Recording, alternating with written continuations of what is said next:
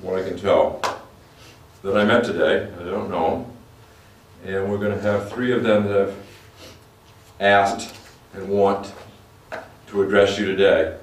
Say a few things. So the first fellow coming up is Charlie Hammond. Wow, that's a lot of people. Not too good with public speaking, so just bear with me, please. Some of you may have heard, I guess, Paul had a thing for music. I don't know.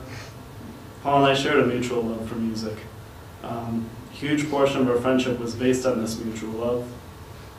Sharing various musical discoveries with each other was the cornerstone of our friendship.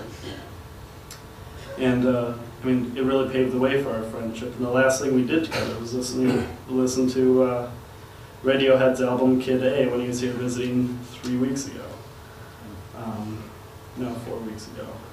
Radiohead was one of Paul's favorite bands, a band I, for years, stubbornly refused to give consideration to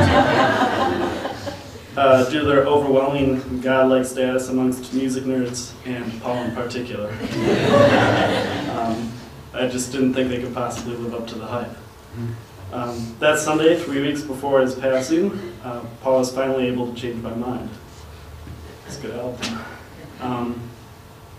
So this was an overarching dynamic in our friendship.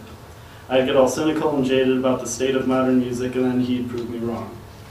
I was always prone to say silly things like, there's nothing new that can be done in popular music, or music peaked in the 90s, or whatever. And then he'd pull out some brilliant artist I hadn't heard before, and they'd yet again prove me wrong. For most of us here, this is how we knew Paul. His love of sharing music with others is almost as great as his love of music itself.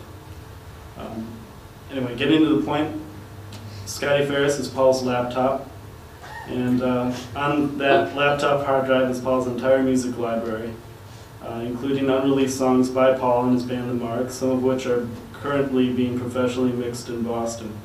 So what we intend to do is to make available access to this music library to anyone who's interested. We're not yet sure how, but we'll probably end up FedExing a portable hard drive around the country if we need to do that, fine. So if anyone here is interested, you can talk to Peter or Scott or Dan or me after the service today, or message us on Facebook, and you can be put on the list of people that we're going to send this hard drive to.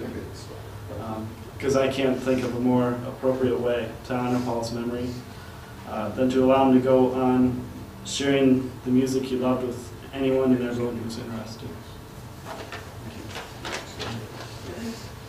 I would do it.